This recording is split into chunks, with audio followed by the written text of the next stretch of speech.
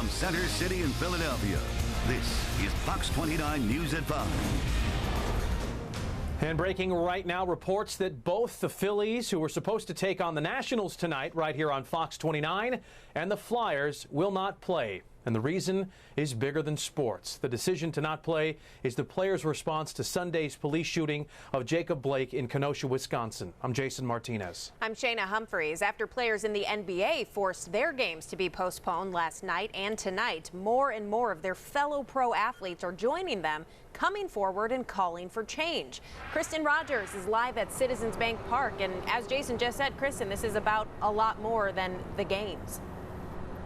It really is, Jason and Shayna. We had a chance to speak with the Eagles' Rodney McLeod earlier today, who made a great point. Sometimes sports have to step aside, and that's exactly what we've seen over these last 2 days, and maybe for the coming days, as sports takes a backseat and social justice issues take center stage. Yes, the Phillies officially postponing their game against the Washington Nationals, and again, the Flyers are expected to postpone their game as well. Now, this comes after the Bucks boycotted their game yesterday in protest over the Jacob Blake shooting, and then the NBA postponed all of their games yesterday as well and today as social justice issues again take front and center. And the Phillies just spoke in Washington on their decision. Here's what Joe Girardi had to say.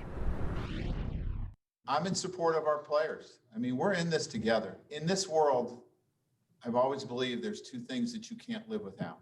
And it has nothing to do with food and water. It's love and hope.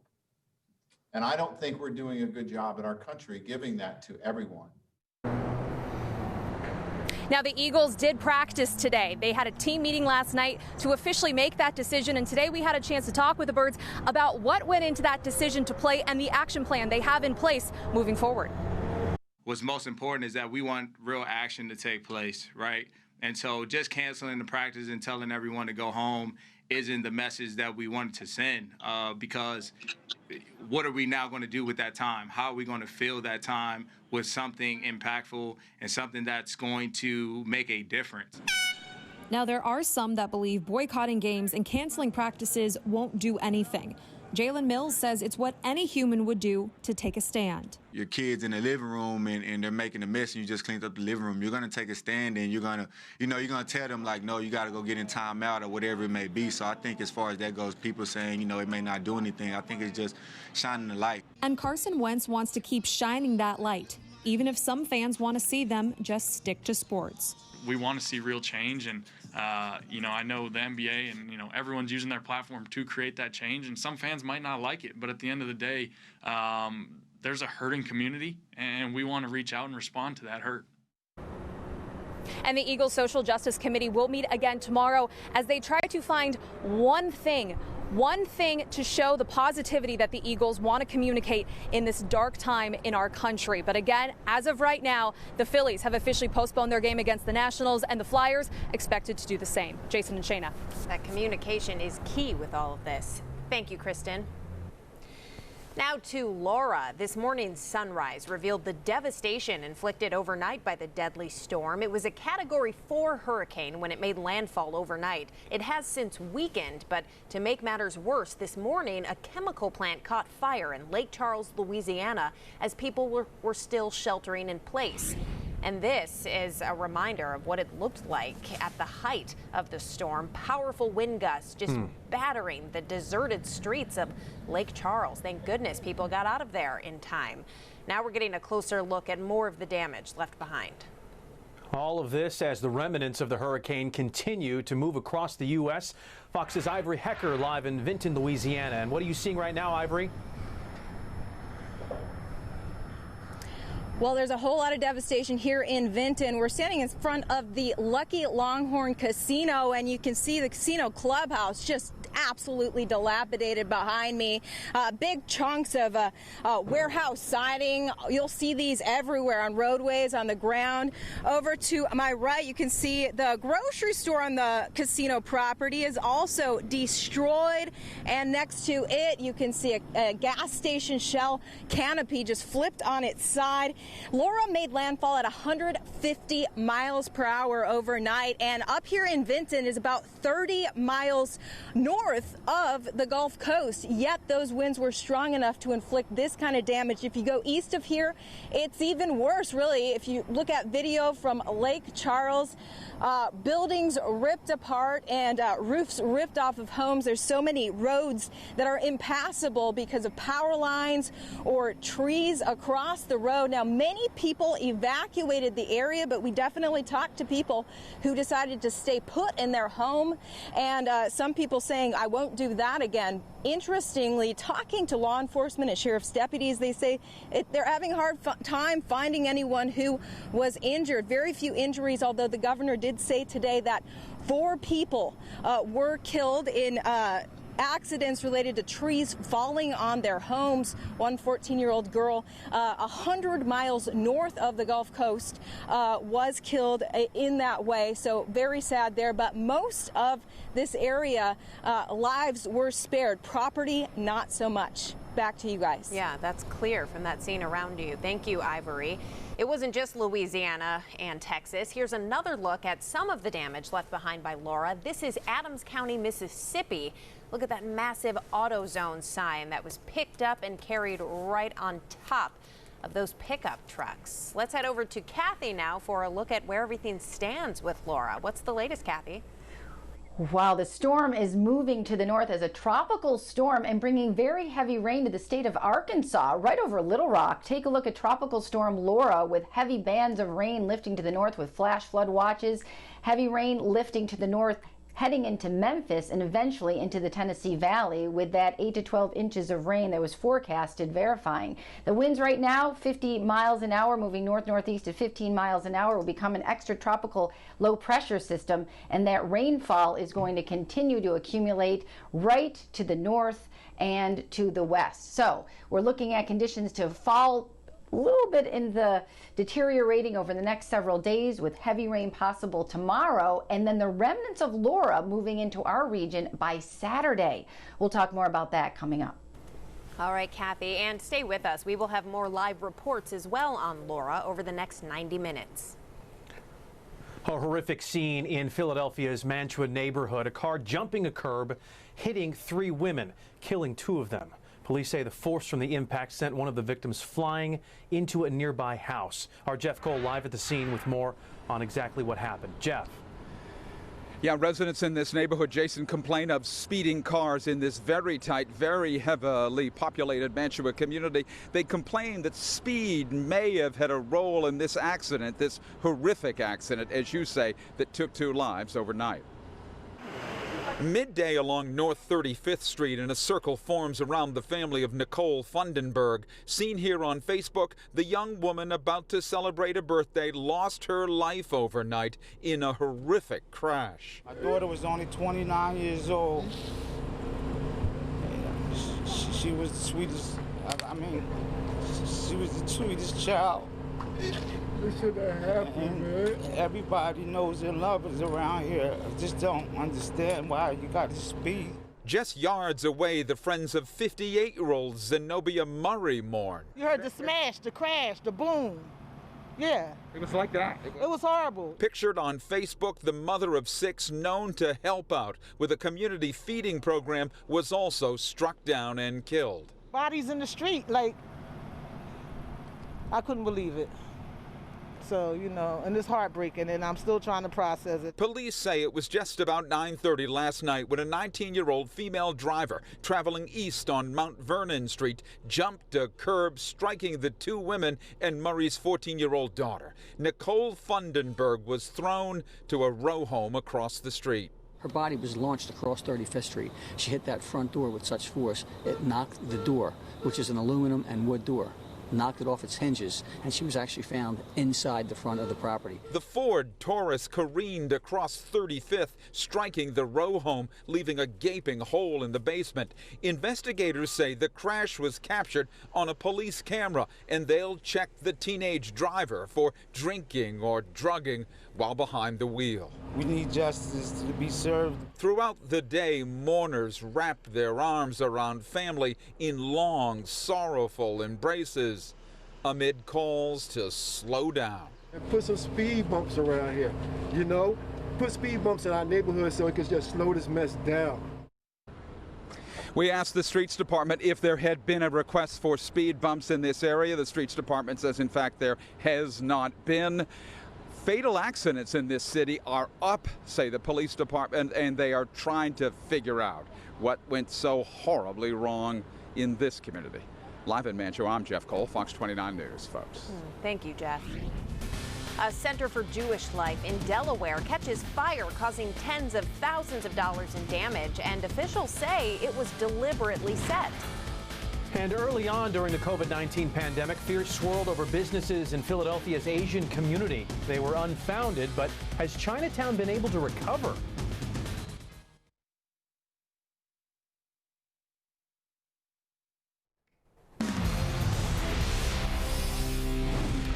The streets of Kenosha, Wisconsin were much calmer on the fourth night of protests that have followed since the police shooting of Jacob Blake. Despite this, the Department of Justice has deployed more than 200 law enforcement agents to aid local authorities. The agency announcing a civil rights investigation into the Blake shooting. The peaceful protests coming hours after Illinois police arrested 17-year-old Kyle Rittenhouse on suspicion of killing 2 protesters on Tuesday night. Officials also identified Rustin Shesky as the officer who shot the 29-year-old father 7 times in the back. They did exactly what they wanted to do as far as the protest, to make people know their concerns, but they did it without violence.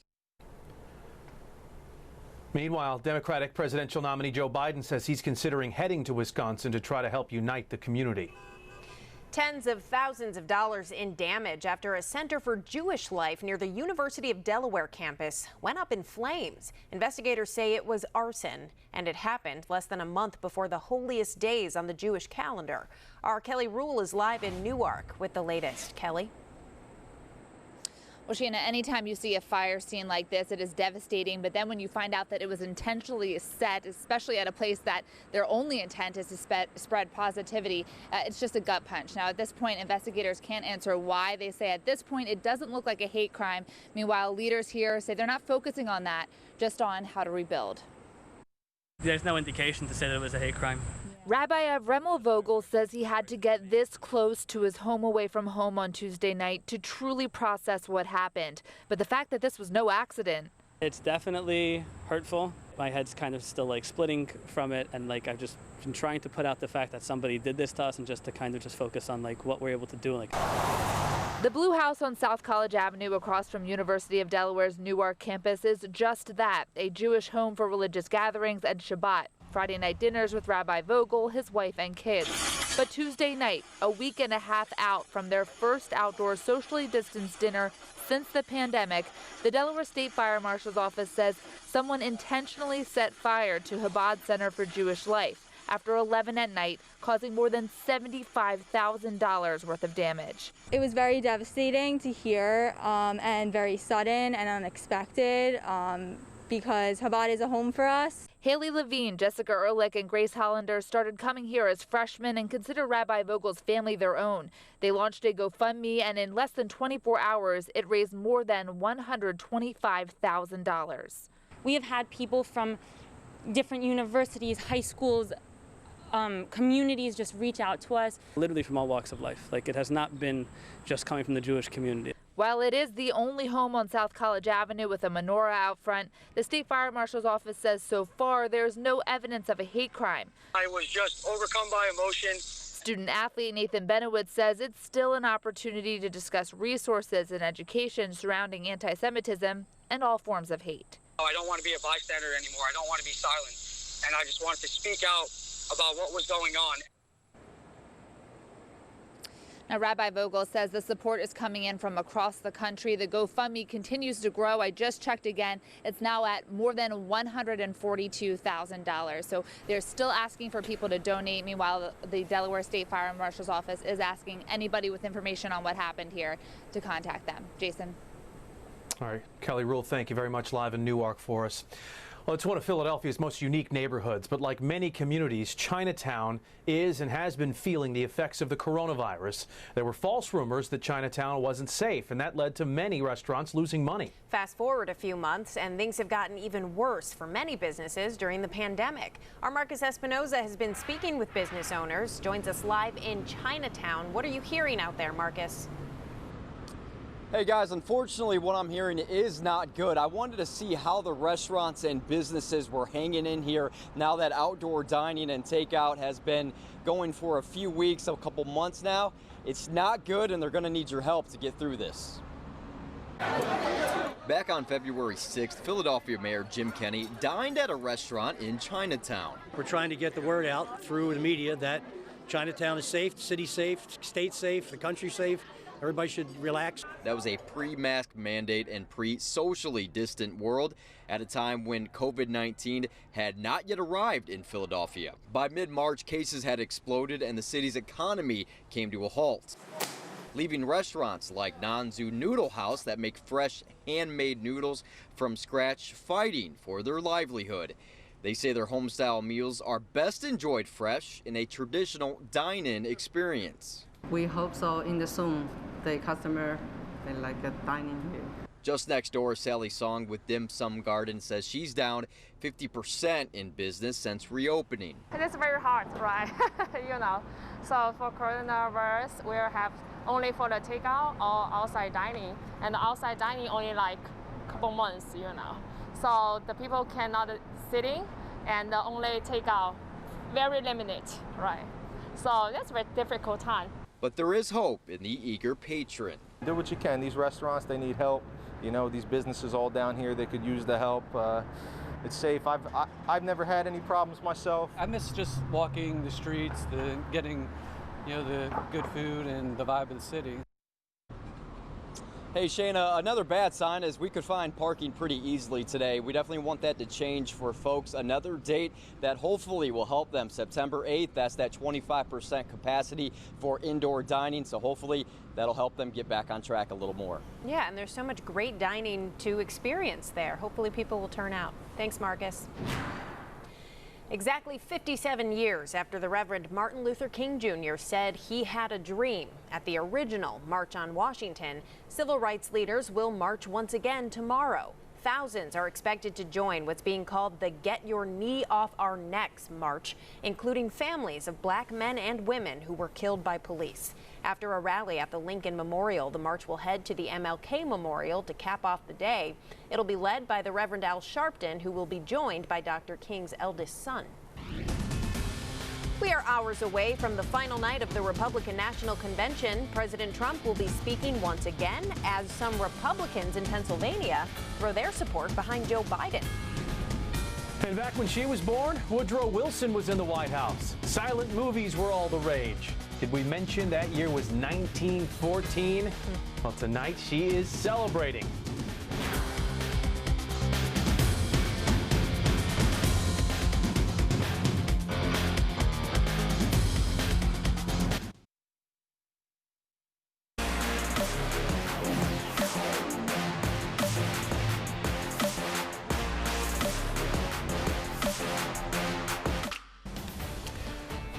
Tonight in You Decide, President Trump will formally accept the Republican nomination for a second term just a few hours from right now. The president's speech will take place as the country is grappling with a number of hot-button issues, including protests over police brutality and racism. Fox's Lauren Blanchard has the latest from Washington. The theme for the final night of the convention is Land of Greatness. The president will spotlight his administration's accomplishments and make the case for a second term. The crime and violence that today afflicts our nation will soon, and I mean very soon, come to an end. More than 4 years ago at the Republican National Convention in Cleveland, then candidate Donald Trump pledged to the American people that he would be the law and order president. Flash forward to 2020. Protests in several major cities have escalated into violence. The president will once again look to make safety and security a central theme of his re-election. He's going to frame this election as a choice. Which America do you want to be a part of? One where there's law and order in the streets or anarchy? Since night one of the convention, Democrats have been on the attack. Vice presidential nominee Kamala Harris spoke Thursday in Washington, D.C. You see, at its most basic level, Donald Trump doesn't understand the presidency. He thinks it's all about him. Meanwhile, with the first presidential debate just weeks away, House Speaker Nancy Pelosi says Joe Biden should not debate President Trump. I think that he'll probably act in a way that is beneath the dignity of the presidency. He does that every day.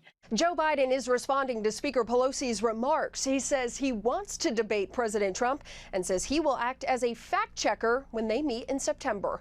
In Washington, Lauren Bland, Fox News. Former Republican Pennsylvania Congressman Jim Greenwood and other current PA Republicans held a news conference to explain why they're throwing their support behind Joe Biden. Greenwood says President Trump is not fit for office and isn't even really a Republican when it comes to key issues like budget and trade. He also believes the GOP is going to lose its majority in the Senate. These Republicans are urging voters to choose Biden-Harris in November. The city of Philadelphia has accepted a $10 million grant to help boost voter turnout. The election plan will include the purchase of counting equipment, the creation of satellite election offices, and secure drop boxes around the city to help collect what's likely to be an unprecedented number of mail-in ballots. The grant comes from the Chicago-based company Center for Tech and Civic Life. We are not feeling the effects of Laura here quite yet, but we will be soon enough, right, Kathy? Absolutely, and I'm tracking some showers and thunderstorms on Ultimate Doppler, not even associated with Laura, so some rounds of rain coming our way before we feel the impact of the remnants of the storm. We'll talk about that coming up.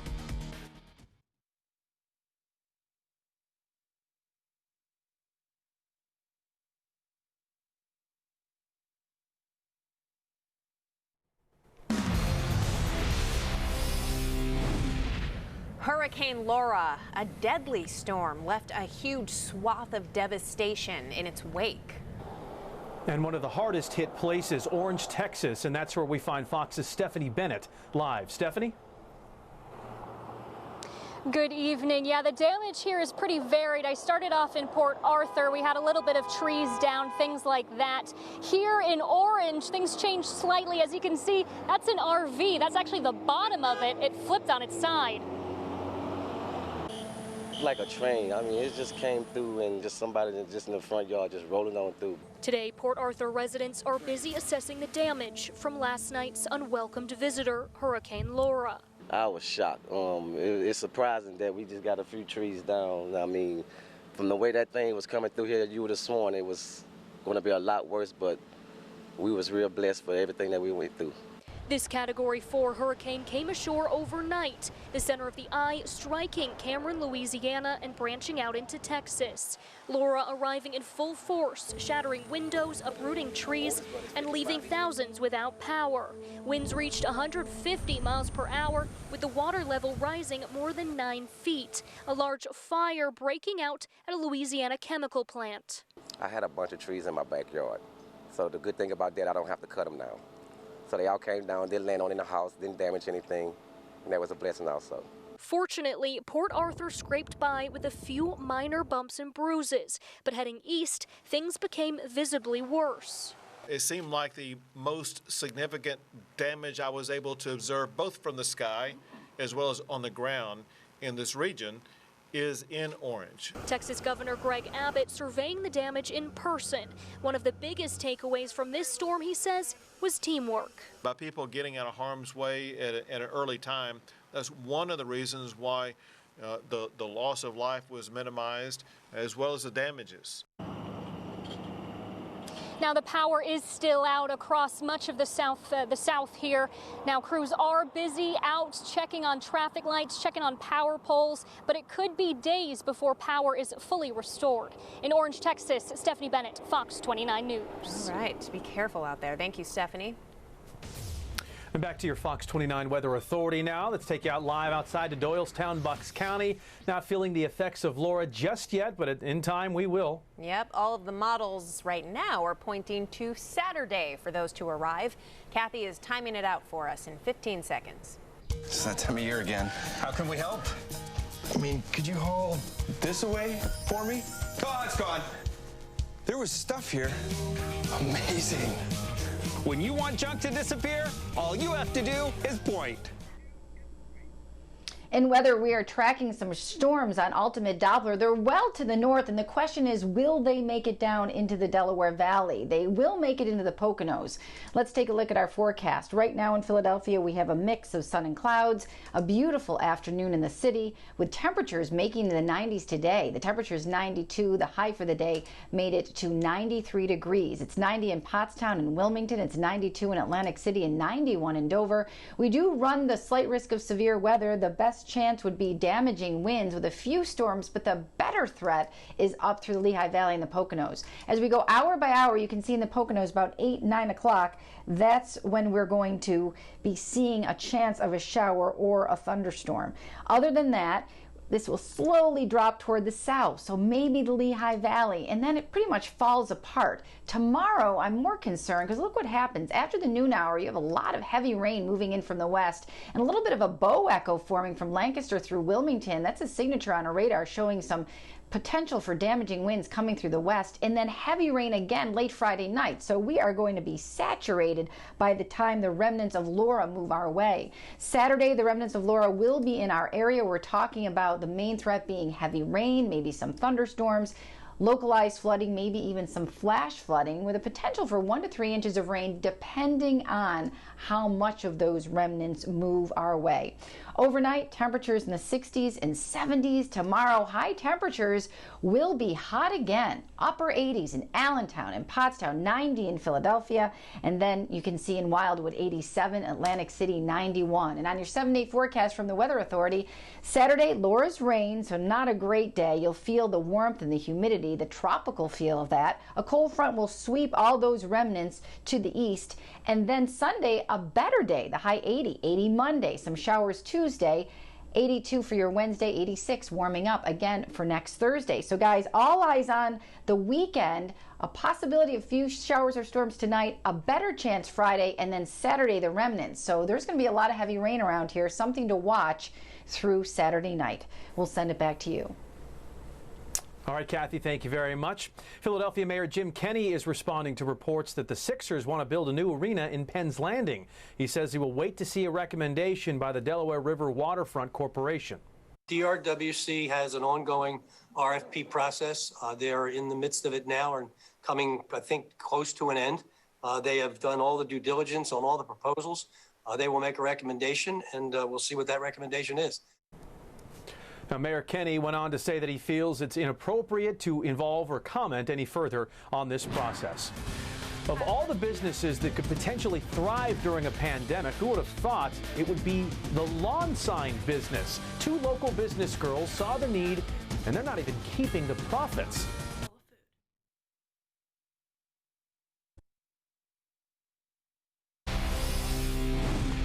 2 young sisters in Bucks County decided to start their own business during the pandemic, and they're not even going to keep the money they earn. No, it's all going to charity. Dawn Timoney has the story from Bucks County. This is one of the nicest welcomes I've had. 14-year-old Riley Decker and her 11-year-old sister Grace of Doylestown have made quite a business out of selling signs. They started their company, 2 Yard Ninjas, as a way to keep busy over the summer amid the pandemic. We've seen a lot of people do drive-bys, and so maybe if they had signs there, like with their name and happy birthday or something, that would make it a little more special for them. The pair coming up with a business plan and designing the signs themselves. We have numbers, lots of emojis. We do gender reveals.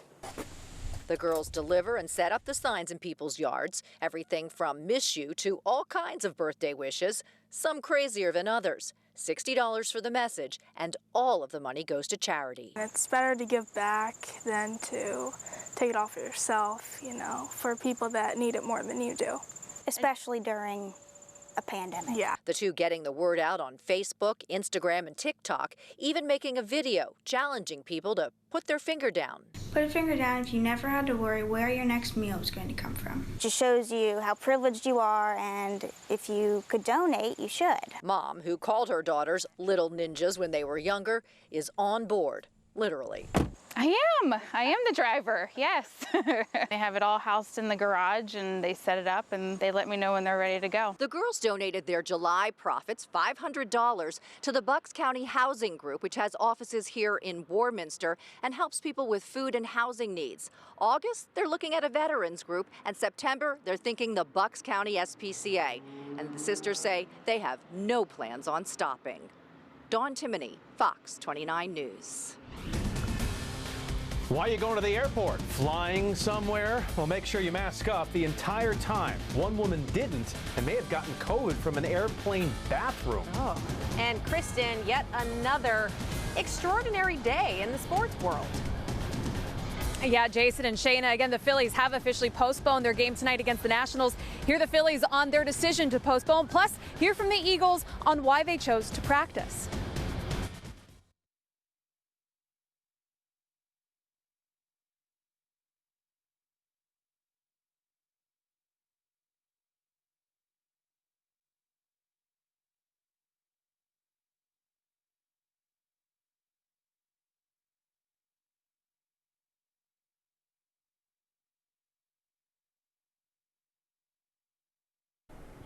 New Jersey Governor Phil Murphy is joining the governors of New York and Connecticut to condemn the federal government's decision to weaken the COVID-19 testing guidelines. The newest CDC guidelines announced this week suddenly recommend against asymptomatic people getting tested for the virus.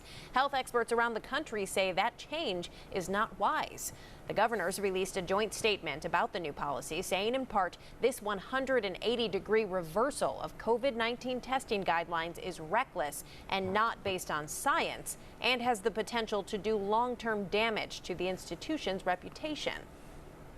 Most airplane bathrooms are gross, you know that. And tonight there's even more reason to be careful when you use one. A new study says a woman was flying from Italy to South Korea back in March and later came down with COVID-19. She says she only took off her mask to use the restroom and may have caught the virus from an asymptomatic passenger who used it before her. The research will be published in the CDC's Emerging Infectious Diseases Journal.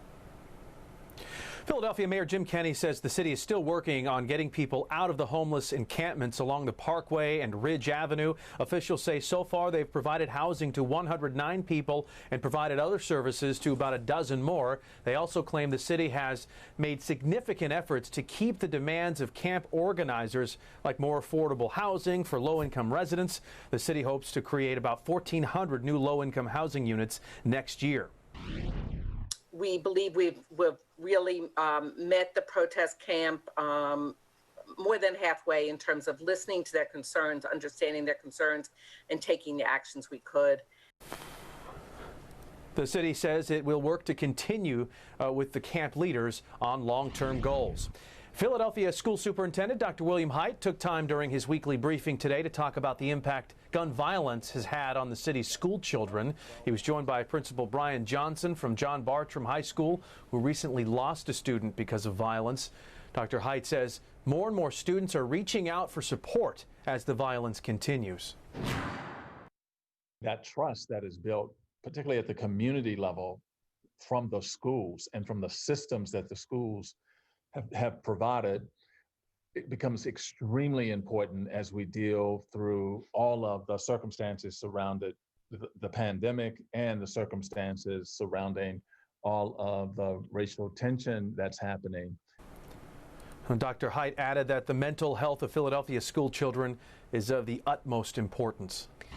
For the first time, the New Jersey Senate has confirmed a black woman to the state Supreme Court. 39-year-old Fabiana Pierre-Louis was nominated by Governor Phil Murphy for the job. She is an attorney and will serve as an associate justice now. She is the first black justice to be appointed in a decade. In your money tonight, the Labor Department reports a little more than 1 million people filed for unemployment benefits last week. That is down 98,000 from the week before, according to the newest numbers released today.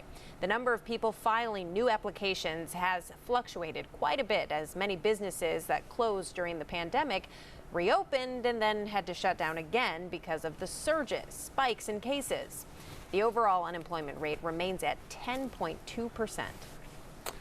After 3 nights of violent unrest, the 4th night of protests in Kenosha, Wisconsin were largely peaceful. This as many continue to push for change and racial justice. Fox's Jonathan Hunt is there with the latest. The streets of Kenosha were much calmer on the 4th night of protests that have followed the police shooting of Jacob Blake. Despite this, the Department of Justice deploying more than 200 law enforcement agents to aid local authorities on the heels of the agency announcing a civil rights investigation into the Blake shooting. Wednesday's peaceful protest coming hours after Illinois police arrested 17-year-old Kyle Rittenhouse on suspicion of killing 2 protesters on Tuesday night. And as officials identified Rustin Shesky as the officer who shot the 29-year-old father 7 times in the back. They did exactly what they wanted to do as far as the protest, to make people know their concerns, but they did it without violence. Meanwhile, Democratic presidential nominee Joe Biden says he's considering heading to Wisconsin to try to help unite the community.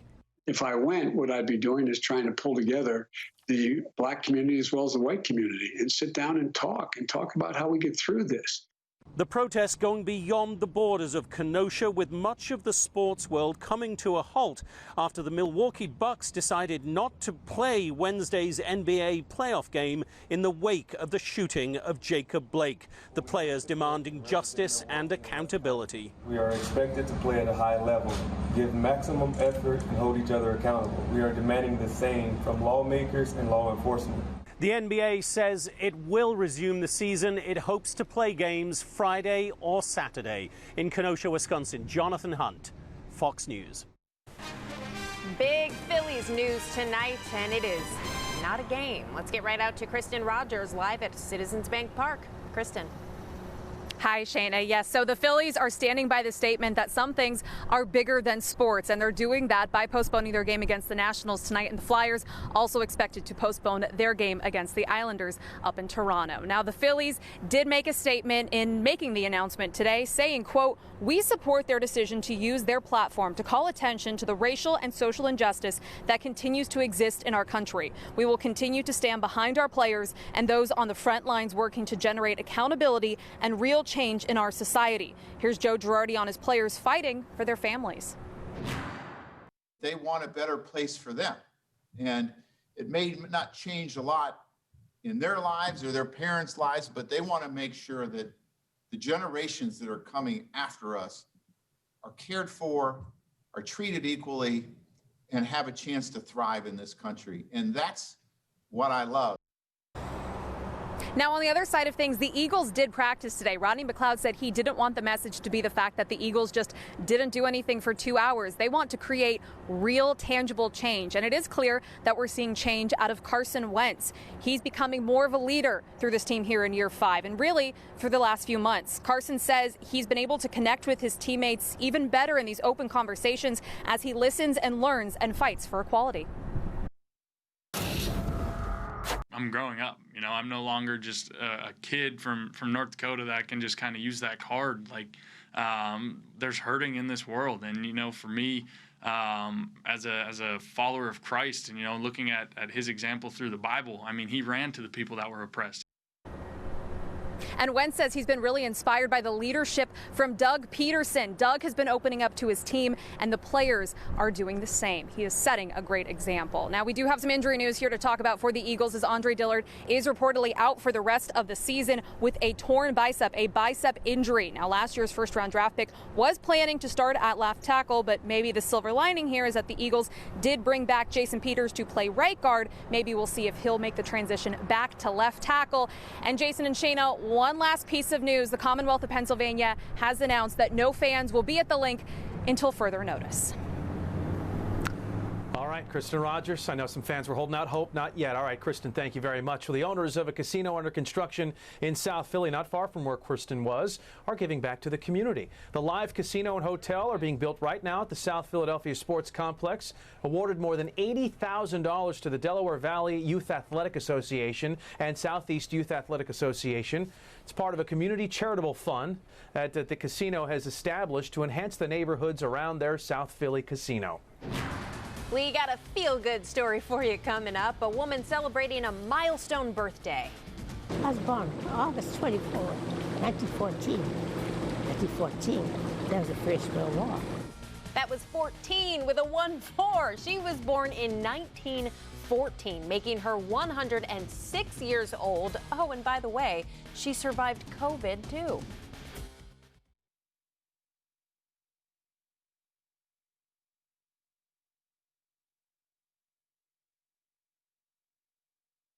Fox 29 News in HD is sponsored by X1 from Xfinity, changing the way you experience TV.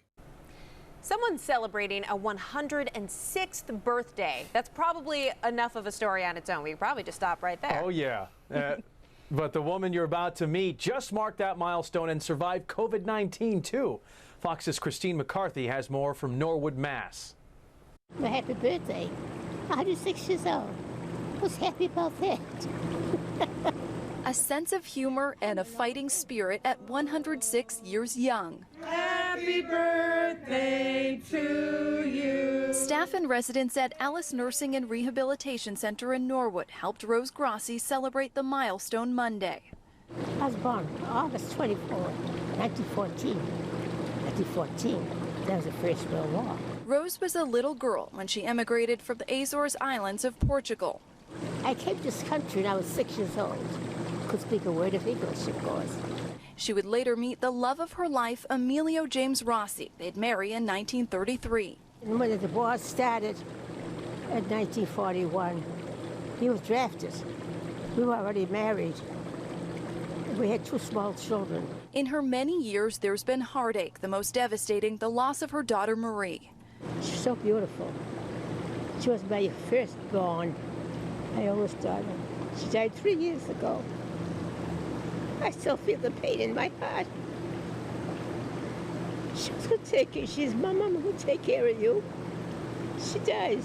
And most recently, a challenge to her health, but no match for her strength. Rose tested positive for coronavirus last spring. She'd recover in isolation. She did have symptoms of COVID. She fought through it. It's a testament to her being 106 years old. And you can see that she still has a great attitude. Rose is a fighter and an entertainer. She keeps staff smiling as she showcases her sharp memory and recites her favorite Shakespeare passages. Friends, Romans, and countrymen, let me your ears. I have come to bury Caesar, not to praise him. Rose's personality, her spunk, can you imagine anybody living this long? And her perseverance are an inspiration to those who care for her. She said it was God's will that she's still here, and I think that sort of sums it up. And that does it for Fox 29 News at 5. The 6 starts right now. Deadly Laura may be weakening, but that is little comfort to those suffering from the horror after landfall, including the people watching and waiting with Laura's remnants on the move.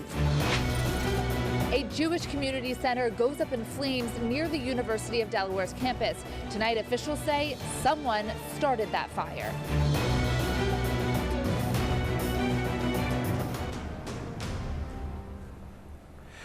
Breaking